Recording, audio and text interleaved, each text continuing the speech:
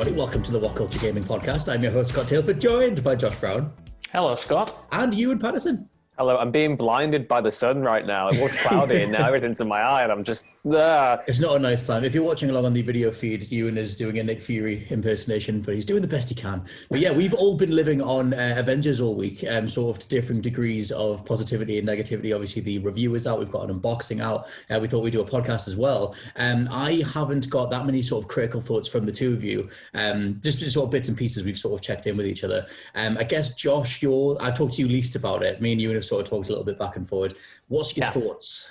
I want to stress that I'm not totally very far into the game at all. I've only played a couple of hours. I've only more or less just got past where I was in the beta. So I am coming at it from a different perspective from you two, who are, as far as I know, Scott, I know you finished the campaign and I know you're quite far into it, Ewan. Yeah, I've got 2 missions left. Yeah, I've got 15 hours in. Yeah, and for me, even though I've only really played the stuff that was in the beta so far, or at least the chunk of it, it is better with the added context, I feel, with the added story context. Yes. I am enjoying it much more than I was, but a lot of my initial problems with the game, they're still there because they were fundamental to the overall experience. But I have warmed on it a little bit, but I still don't necessarily like or love it, and I want to like or love it. My kind of, overall opinion on it right now is I really enjoy the characters, really love the characterization of the game, really love spending time with them, really love, watching Kamala bounce off all the different heroes, love that thread. But the plot itself, I'm not totally convinced by, and the gameplay itself, while there are there are flares to it, there are moments where I think it clicks. It suffers, in my opinion, from a lot of repetitive mission design and kind of, I feel like sometimes that I'm spending more time in a loading screen than I am in a mission, which is a bit of a problem. And I don't know whether that's because I'm missing some kind of side content or something, because I'm trying to go for the extra, what would you even call them, I guess, extra loot in the levels and stuff. Yeah, and trying to explore, in the chests in a way that I wasn't doing in the beta. But I don't know. I've warmed to it, but not as much as I wanted to. I was going to say, Ewan, because you are being comics editor, you know all the source material way better than we do. If you found more points to latch onto, I know that you're more positive on it overall than me. I gave it 2-star in the review, which we can get to. Yeah. I mean, I thought your review was perfectly honest, and I agree with so many different criticisms of it that you have, and I'm in a very similar position myself in regards to where I am with the game. It's just that me as a fanboy approaching it from that perspective, it's one of those games where I can't not enjoy it, if you know what I mean. At the end of the day, exactly. And I think the story deserves so much praise because Kamala Khan being the lead of this game is just an inspired decision. She's such a good vector for the audience to get into this universe and approaching it, having this great commentary on fandom and what hero worship can do. And obviously you can point out later on that, the more exploitative elements of the game probably are a little bit odds at that. Or if you happen to dislike the MCU, you might think that it's actually quite ironically fitting. I don't know. But I am enjoying it. But I think you made a very interesting point in your review, Scott, that if it wasn't Marvel, I don't think I would be at all invested. Now, there are certain things that I really like. I really like where I'm at with the story right now. I think the narrative is great. I really enjoy it. I would say, Josh, stick with it because there is I feel as though the plot does have a good mystery to it, and it intentionally keeps you in the dark regarding a lot of different elements to begin with, I feel, and I do like where it goes eventually. And again, I think all the character-driven stuff is especially brilliant. The relationship between Kamala and the Avengers and her, galvanizing them all back to action, I think is all handled very well. And where I'm currently at now, I do think that each character that I've leveled up to a certain degree, I still haven't unlocked the last two. I do feel as though they're all distinct and enjoyable to play, and it's not a case where I felt in the beta where they were all doing the same role. I am starting to see the little nuances that they've introduced here. The main issue, I think, is just the gear system and the repetitive level design. I played a little bit with a friend yesterday, which was enjoyable as well, but overall, I just feel as though it's a game that's at odds with itself in a way. At one time, it wants to be this really good narrative-driven, action co-op title, but then at the same time, there are so many different elements of it being a loot game that to me feel completely antithetical to what it should be to inhabit the role of a superhero. Right. I shouldn't be being told, oh, Iron Man, you need to disarm this bomb, otherwise the city will go off. And then I'm just like, 1 second, I'm going to get this loot that's on the other side of the map, and it'll be worth it, even though it's just numbers and stuff. And the thing is, like the loot system, like it's completely invisible. Like the only character that has a meaningful difference in terms of loot that I've found in 15 hours is that you can equip different parts, the different gauntlets for Iron Man that change it so that his attacks are either repulsors, lasers, or rockets. Everyone else is that's not gear related. That's skill related. Oh, is it? I thought you were swapping out the gauntlet piece. It's not. Okay. It's not gear related. That's like a skill thing that you do. Right, okay. Either way, like, you have different access points for him on his skill tree, and you can change those things around. But, like, the way that they do the whole loot system where it's completely invisible apart from numerics means that every single progression reward is pointless, where you're just going to get this thing that is just only going to change a number. And it's just, like you said, it can impact the thematics in a way, because it does feel like, why the hell aren't we responding to this thing more directly if it's this big threat or whatever? But there's just that sense of it all just being really grindy, and, like, you'll get told what you're going to get ahead of time. In terms of, like, it's a random comic or something like that. But that's just not enough of a pull, especially, like, over time. And it's when they had so many costumes and things that they could have pulled from, different ways that you could have customized the heroes, to have so many palette swaps as costumes, and then other ones behind the battle passes, which we do have paid battle passes per character, unless you want to grind out the daily and weekly challenges, which it feels like you said, it's almost like you have to fight it to have fun. And I'm always so aware of how manipulated I'm being manipulated by it when I'm playing it, because I'm like, well, I love the Avengers, I love the MCU, and I love, Marvel ephemera, but all of that is just underneath this giant, soil pile of stuff I have to dig through to get to. Josh, have you found anything similar, I guess, in terms of just that feeling of trying to enjoy it? Oh, definitely. Again, I just have to agree with both of you that the game feels at odds with itself. And it is partly because I love these characters in this universe and the comics and the movies so much that I'm, like, trying to push myself to the point where I can properly engage with it. It's going to get obvious comparisons to the likes of Anthem and The Division and stuff like that, which I, for the most part, bounced off. I haven't bounced off it as much as I thought I would, in the same way as I did those other kind of games as service titles, because of that core story mode, essentially. And I find that, at least so far in the story mode, I don't know how this is going to roll out as I progress, but when it comes to, like, the loot, even though I still think it sucks that it doesn't have any kind of cosmetic basis, and I'm not thinking about it, it's not as kind of intrusive as I thought it would be. I'm sure that stuff is all in the multiplayer side of it, but when I'm playing through the single player, it's literally me kicking open a chest, auto putting it in. And maybe it's just because I've come to terms with that since we played it in the beta, and I just know what it is now, but it's uninspired, but in a way that isn't intrusive, which is important. I think that's the important thing, that I think it does need to be intrusive. That's the issue. I'm not thinking about any of the gear that I interact with or pick up. L2. It's just like hold L2 to equip best gear. It's all like, oh, you have 300 spaces for all this gear, and some of it's better against frost attacks, or some of it's better against gamma attacks. It's like, I am not engaging with this system in any meaningful way because I do not care about it. I care about leveling up my character and having fun with my friends and playing the Avenger that I want to play, And the gear system, to me, it's just a means to an end. I just need to get better gear so I can survive better against higher leveled opponents or whatever. And I think that's the big issue, is that without that cosmetic through line, it's very difficult to invest in. And I think we've all kind of touched on it at one point, that maybe they should have taken a leaf out of Injustice's book and looked at that. And, sometimes wacky versions of the characters were created through that gear system. Like, I'm not going to lie about it, but there is a way to make it feel like unique and authentic to your interpretation of a certain mythos, as NetherRealm demonstrated in that game. There is a way to make it so that Iron Man can pick up a certain gauntlet, or craft your own gauntlets or whatever. I don't know. It's such a weird thing to look at in this game, and like you're thinking about like being the Avengers and you're going into these missions and doing this and that. It's like, why should a superhero's primary motivation be to just get over and kick over these chests or whatever? It's just weird. I don't know. I am optimistic about this game. I should really clarify that. Like, I don't think I'm as downtrodden about it as some other people. Like, I genuinely have high hopes, and I fully believe that everyone that's worked on the game is a big Marvel fan, and there are different forces at play that, change their hands or whatever. But I definitely think that it's one to keep an eye on, even though I think nothing is quite fully formed yet. And, totally legitimate to criticize it for that. It's a full $60 game coming out at launch. You're not paying just for the privilege of them waiting for, however many years for the game to get good or whatever. I think the story is great. I'm enjoying that. The co-op stuff is neither here or there at the moment. I'm enjoying it when I am with friends, but I definitely think in the future, I am oddly optimistic about that. That might just be my fanboyism coming through again. I don't know, because I want to play as Hawkeye. I want to play as all these heroes that they have.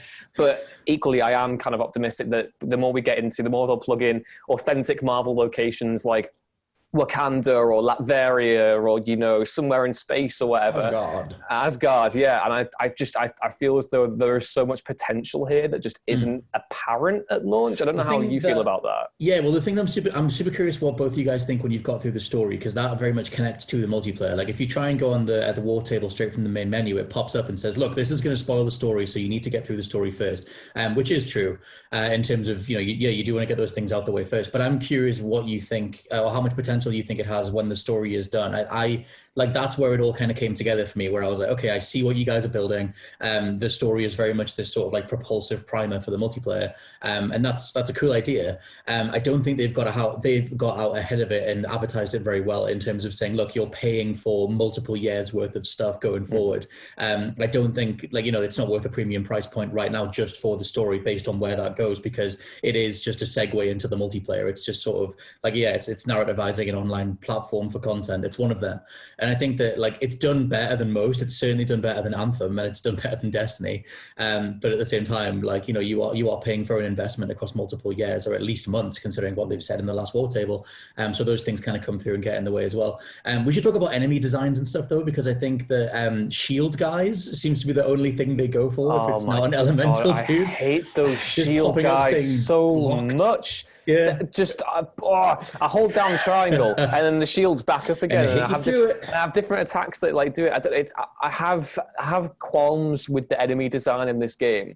I think it's because even though I am starting to get a little bit of a feel of how to counteract certain enemies beyond just using all my attacks to try and get at them, there are a few where I'm just like, I still haven't wrapped my head entirely around how the countering system works. I still haven't wrapped my head around entirely how to dodge certain attacks or whatever. And maybe that's the point. Maybe there are certain characters that you just can't block or whatever, and that's the challenge there. But it's Yeah, they have with the counter and the parry thing, and they're part of some individual characters' harm missions. Like every character has an individual tutorial that you can pick and go do on the side, even though they also repeat those things in the main story anyway. But if you do someone like Iron Man's tutorial or like Kamala's, then it shows you how to do like specific counters holding R2 or tapping R2. But it is different counters per character, but they nearly always come down to just pressing R2 when you're being hit.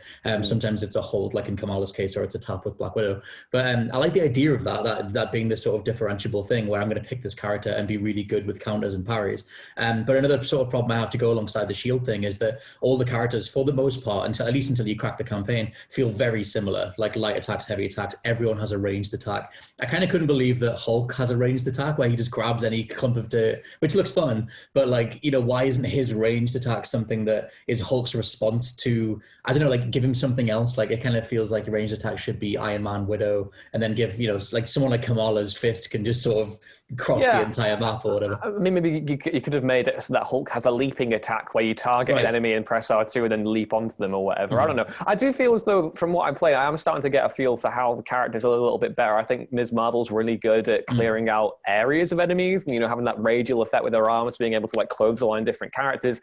Iron Man is kind of the jack of all trades because you have the repulsors, which are great one-on-one against characters. Then you have his lasers, which kind of have a good radial effect, and the rockets, which are just madly good. I think they're a little bit broken currently. The rockets are so good. I just twigged that thing with the lasers. That's when you press left and right on the D-pad. Same as with Widow. Yeah, I was getting that mixed up with the way that I interpreted it when I first played the beta, where it was trying to equip stuff and its sights when you have lasers equipped, this is how you do this. And I was looking through the gear system trying to find some lasers. God, my head. Avengers has been a hell of a week. Josh, what's your thoughts on all the shielded enemies and stuff like that, and the way that they sort of try to differentiate combat that way? The thing is, right, I partly agree with you and I partly agree with you, Scott. When it comes to the characters, there is more depth to each one than I expected coming off the beta. That said, I still think they're all limited in the way the enemies are designed, because you do have those enemy archetypes. You have little flying drones. You have the guys who kind of fire those laser rockets. You have the shield guys. And I feel like with each single Avenger, there's only really one way to approach fighting these enemies. You have to hold, a triangle to break the shields, or you can jump over them. You know what I mean? it's very kind of limiting in how many options you have. And I feel like if each kind of, Avenger had a couple of their own unique ones, like you said, Ewan, with like give Hulk a leaping attack rather than that ranged rubble throw, it might have gone a long way to help it. But my biggest issue with the entire game, and I could cut it so much more slack if it had more enemy variety and more inventive enemy designs in terms of aesthetics, and the level kind of visual design as well. For me, that's like a huge bummer, because I'm not going to lie to you both. My girlfriend has been watching me play it, right? And she has been taking the brunt of my criticisms at it, because I was playing a mission the other night where I was just in this warehouse, and I was just like, why? Of all the places you could have set this, you could have used the immense imagination and creativity of the Marvel Comics, or your own imagination, to come up with something. Why am I fighting these robots in a nondescript kind of abandoned shield warehouse? And like, there is so much scope. There is so much more you could do with this. There is so much creativity inherent to this world, and it's frustrating to see them go for the same old levels we've seen, the same levels kind of repeated more or less throughout the campaign.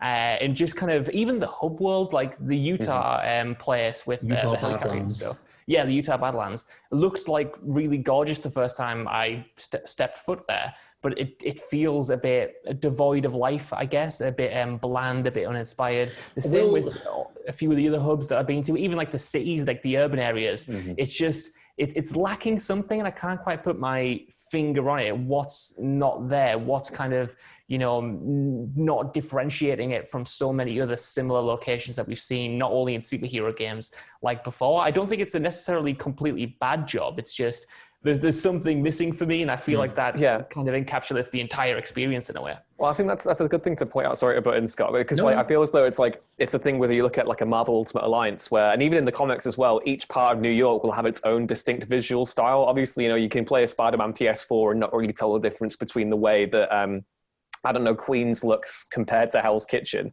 But if you were going to have a game that was, segmented based on different locations, you would try and distinguish it with different visual flourishes. So maybe Hell's Kitchen looks a little bit more gothic. Maybe it has like a red filter or overtone or something. Maybe you could do that. Whereas with here, it's all very much the same distinct uniform style, that kind of sci-fi dystopian kind of thing that they've gone for. Of color. With AIM being, ever present or whatever, and like rolling over everything, I think that makes sense to a certain degree.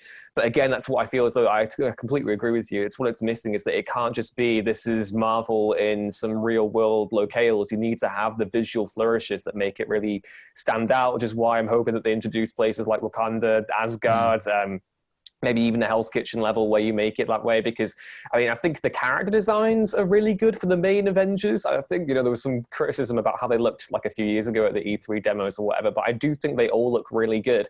And even to a certain degree, I think the enemy design, the way they look, it can be quite menacing at times and compelling, but certainly the environmental design isn't where I think it needs to be right now, and more thought and consideration could have been put in there. The thing that stands out to me is that every single level is one big hub world with chests and prisoners that you can go up to, bash the locks off the place, free the prisoners. Sometimes you walk up to them and they teleport. But you've got one big area where you explore as much as you want with your tactical awareness thing. Then you go down an elevator, and then you get, like Josh said, the warehouse or some sort of underground lab or something, and then it's done. And sometimes you beam into a level and you just go from the Quinjet to just being like from a load screen into an underground thing already, beat up a few dudes, mission complete. It's stuff like that makes me feel like at some point in this game's development, it was a dedicated single player game, or at least they were working towards something that had more of a focus on levels themselves, like in terms of detail and things you were going to see and pick out from the background, because the environments themselves are so detailed to the point where they could be in a story-based game, entirely story-based game like Spider-Man or something.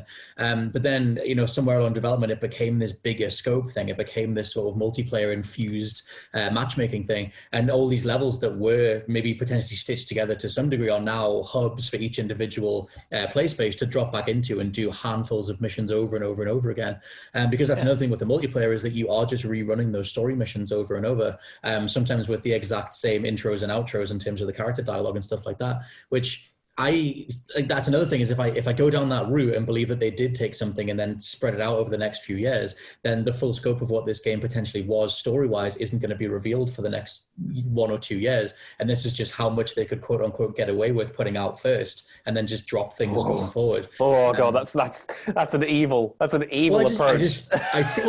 In a way it totally works if they'd nailed the content that is here. Like if the levels that they put out, they could have done it. It's almost like a quasi episodic approach where it's like, okay, we'll put out, because right now there are like 6 to 7 environments that you can access if you rotate the war table or whatever. By the time you've done the story, you have about 6 to 7 environments, and you can explore them, but they're all the same in terms of what you do. It's always chests, prisoners, and then the underground elevator thing.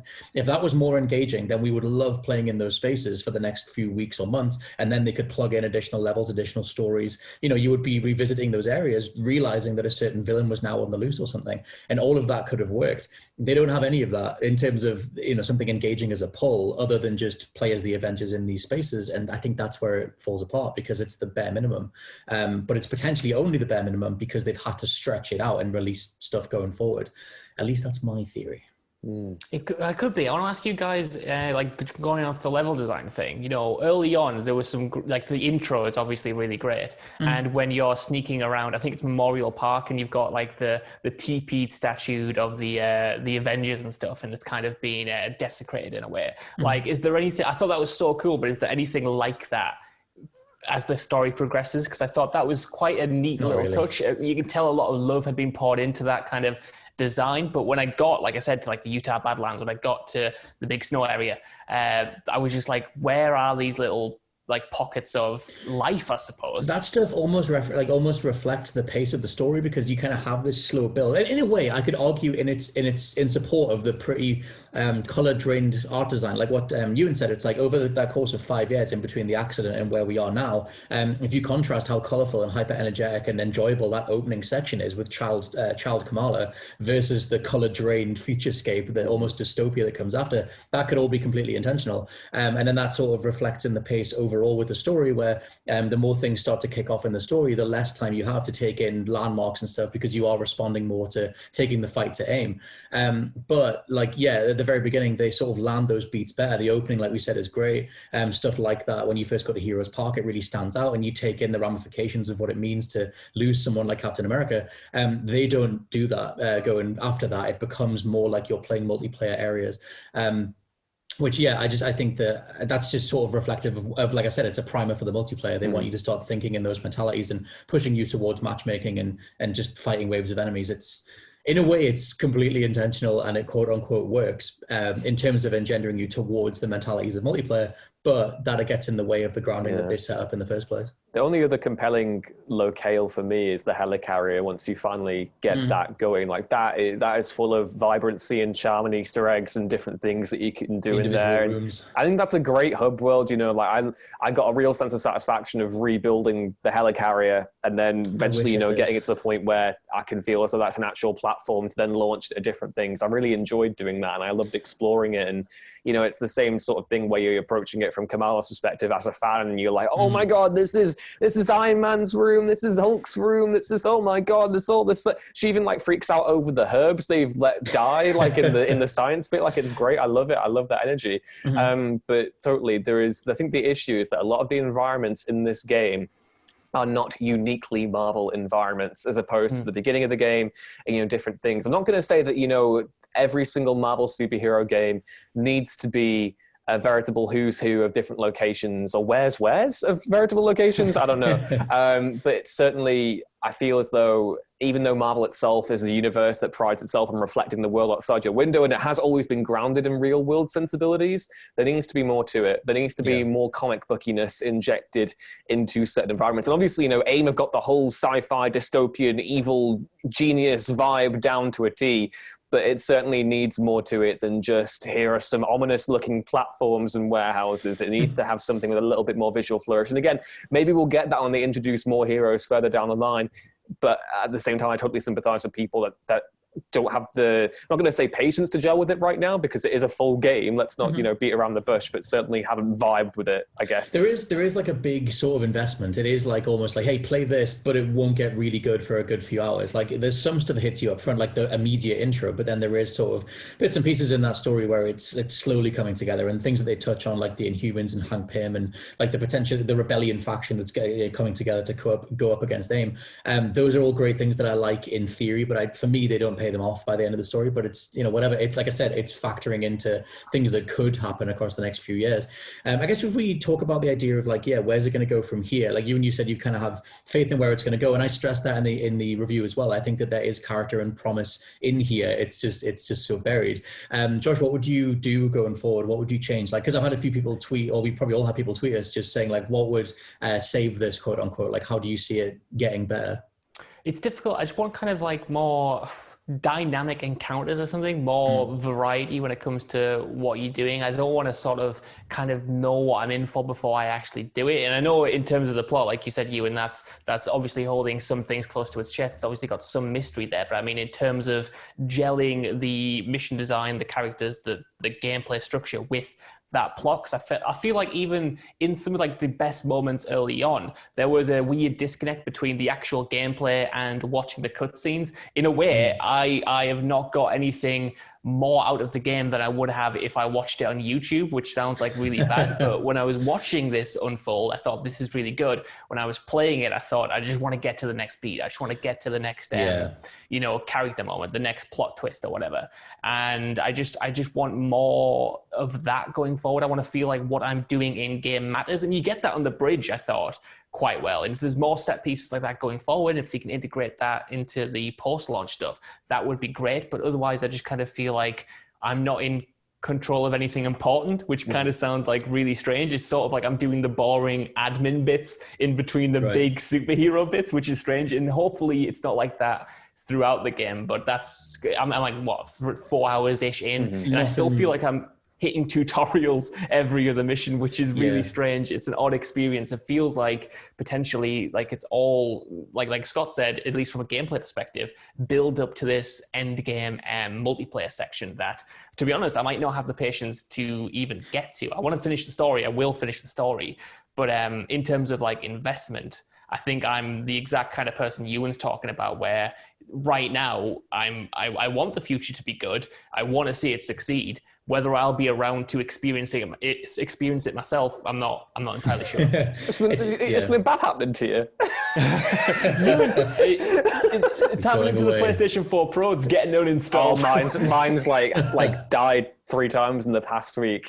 We've all had stuff like that. From different glitches in this game, which I think, it could be potentially brought up. But I was going to say, one thing that I'm hopeful for with the post-launch content is that it is narrativized. We've already seen the trailer. I don't know if you've both seen the trailer for the first content batch they've got with Kate Bishop and Clint Barton, where it's going to be about searching what happened to Nick Fury. I think that's really interesting and cool. And obviously I say that as an unashamed Hawkeye fanboy. So like I get 2 Hawkeyes in this game and it's pretty great. I can't wait. And, getting to experience that. And I will also say that every time they have introduced a new Avenger to the game, or reintroduce them rather, going on from the A-Day intro, I have been positively giddy every time I've gotten into it, because each time they come in, it's like this is we're gonna do the thing now. It's gonna be really great. Like I've had that kind of it's happening kind of moment, and I want to keep getting those moments every time I first suit up as like a new character post-launch. That's something I really want them to nail, and that evolving narrative element is what I'm most excited about. Obviously,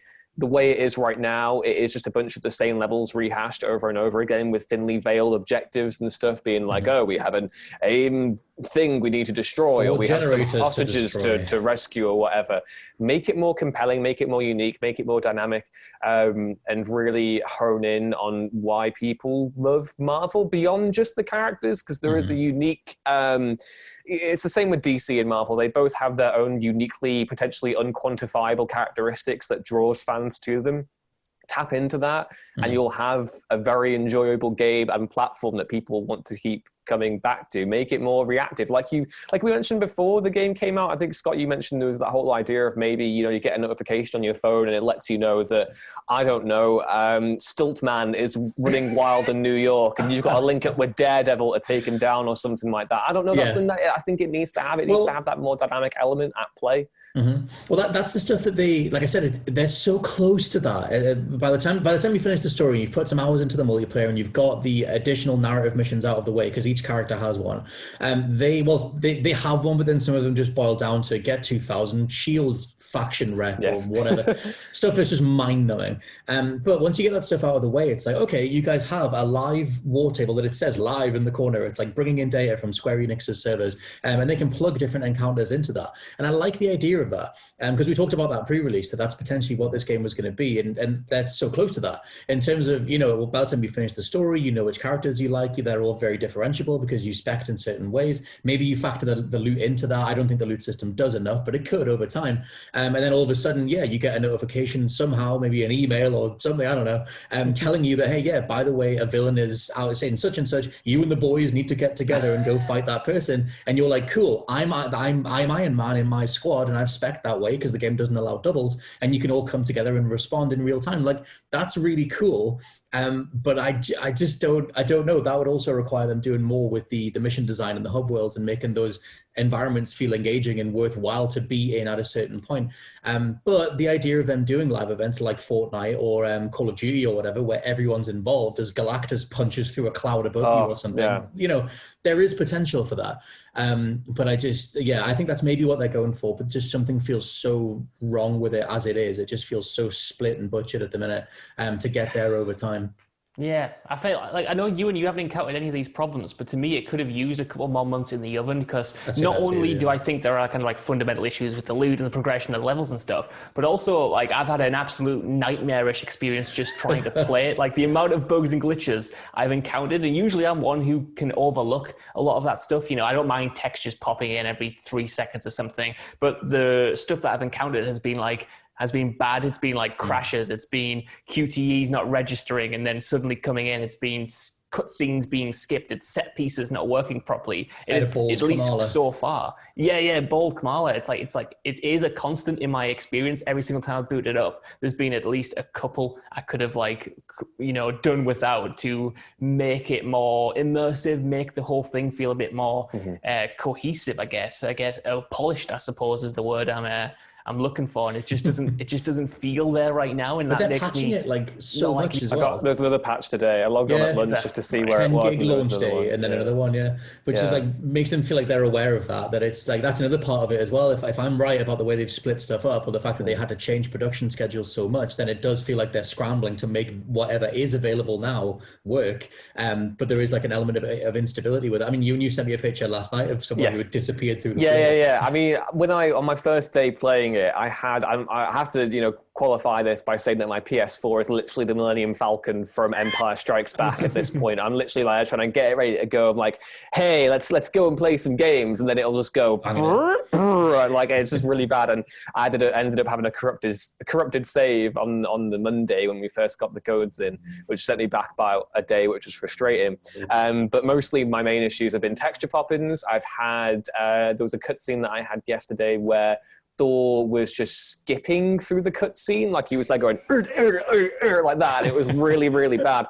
For closed captions there, for people who can't see the video, I just glitched through like 2 frames per second. It's really annoying. And then we also had yesterday, like I said, the guy who fell through the floor, and like I had to restart the mission because it was after a certain bit, and then it's like clear the area. It's like, I can't because the guy is underneath the floor, so I can't clear it. So that sent me back about 10 minutes or 15 minutes or something. So that was annoying.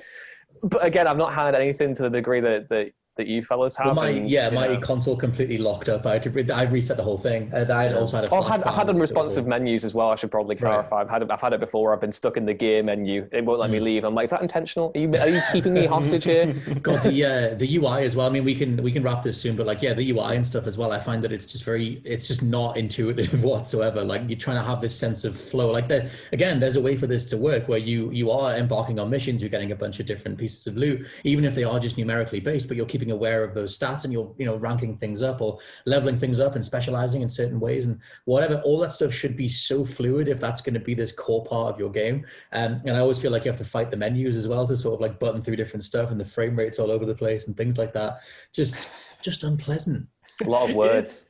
Everything's just sort of like more obtuse than it needs to be, man. Like the UI, the menus, even, and I don't know why this is such a problem for me. I don't know if you guys agree or whether I'm just extremely nitpicking, but the camera feels so sluggish and unresponsive, and I've tried to fiddle around with it. I'm like, why? Why is it like this? And I was watching the Jim Still and like first impressions of it. He like completely ragged on it, but he also mentioned the camera, and I was like, yes, finally someone's mentioned the camera. I thought I was just going close. A bit crazy.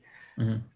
I mean, it's strange because I think most of the time, for the most part, for the camera, most of the time I thought that was fine. There was just a couple of times when I was, like I said, in the underground sections where it was just way too close and I'm getting hit off screen. And because I'm fighting on like harder difficulties, those off-screen blasts do so much more damage. And I'm like, oh, well, I just died because of numbers. It wasn't anything to do with skill. I just got hit with the same chip damage attack from over there. But because I'm on a certain difficulty, that thing then took out 3/4 of my life. And okay, I guess I need to go grind some more stuff, which is kind of just part and parcel of an action RPG. But, you can minimize how much enemies off screen hit you. That's a thing that can be done.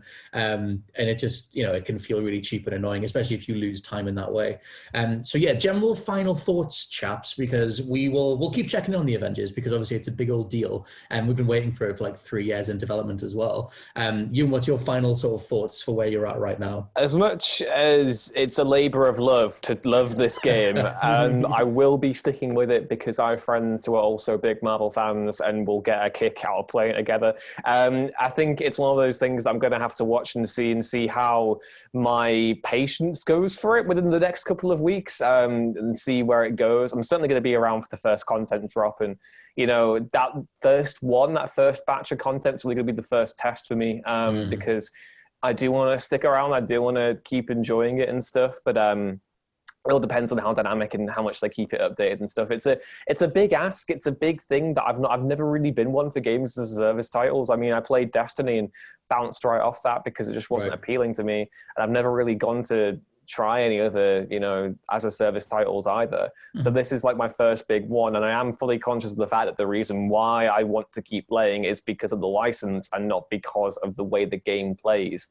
But again, I am optimistic that things will get better, and maybe the license will be enough for me. I have no idea. At the moment, I do think it is a very deeply, flawed game, but there is enough to keep me interested. There is something there, though. That's the thing. That's what I mean. There is a clear element of heart and charm that has gone into certain bits of it. It just needs to bring that out a little bit more, and I hope they take on everyone's concerns regarding the microtransaction elements and, the gear system or whatever, because if they do act on feedback, which they have said they are, then yeah, I could see myself playing this for a long time to come. But again, it's something that I can't really answer until a month or so from now. Yeah, it's definitely like we're in it for the long term, the long haul. But I mean, in terms of a lot of the stuff, in terms of the more egregious stuff, the push towards the individual character battle passes and the things like that. For me, I think they'll stay in place for the launch window, and then they'll tweak everything and make it more palatable. When the Hawkeye one comes, you guys are gonna have to strap me to a tree or something and just hold me off like Jack Black in Tropic Thunder. I'm just gonna be there trying to get to it. You guys have to hold me back. Josh, what's your final thoughts? I thankfully don't hate it. Like I really thought I was going into it, but I also don't like it either. And I can't shake the fact that I feel like fundamentally buying into it right now at launch, you're getting the worst possible version of this game. That's very You're getting true. it at its buggiest, you're getting it at its most strapped for content, you're getting it at its priciest with all of these extra skins and stuff locked behind microtransactions and that. And I feel like if you wait, there might be a great game there eventually, like a lot of these live service games, eventually turn out. But fundamentally, I think outside of the core story and characters, unless you're a huge Marvel fan, I don't know what's going to be here for you that hasn't already been done in a bunch of different similar, titles, a bunch of different multiplayer games, a bunch of different live service story games. But if you are a Marvel fan, it might be worth a jump in because the characters and the writing, and like you both said, there is that nugget of charm and personality and passion that's there. You just do have to fight yourself to find it, I think. And it is fundamentally like a big ask to do that, I think. Yeah. Especially when there's we're going into the holiday season, there's going to be so many games. I'm already that distracted boyfriend meme, going away from Avengers, looking towards Tony Hawk's Pro Skater 1 and 2. I think it's benefited right now from there being coming off a month where there wasn't many big AAA games, you know what I mean? Like that was the reason I was playing it. And when other games come out, I can see it getting sort of pushed down or overshadowed by them. It needs it needs like a big sort of stadium-sized hook to be like, you need to play this because insert thing, whether that's a story hook, a narrative event, a live event, something like that. But yeah, I think it has potential as well. I just think that it's so hampered by a lot of what feel like corporate decisions, but you can see the little nugget of creative goodness at the heart of it. And hopefully that sort of gets to blossom over time. But yeah, let us know what you think down in the comments below, or come find us on social media. How have you been getting on with the Avengers? Have you managed to pick it up, or are you going to wait and see how things go across the next few months? For now, this has been the WhatCulture Gaming Podcast. I've been your host, Scott Tailford, joined by Josh Brown. Goodbye. And Ewan Patterson. Disassemble. Yeah. I will catch you all next time. Captain America. You're going to keep doing it unless you quit right now. Bye.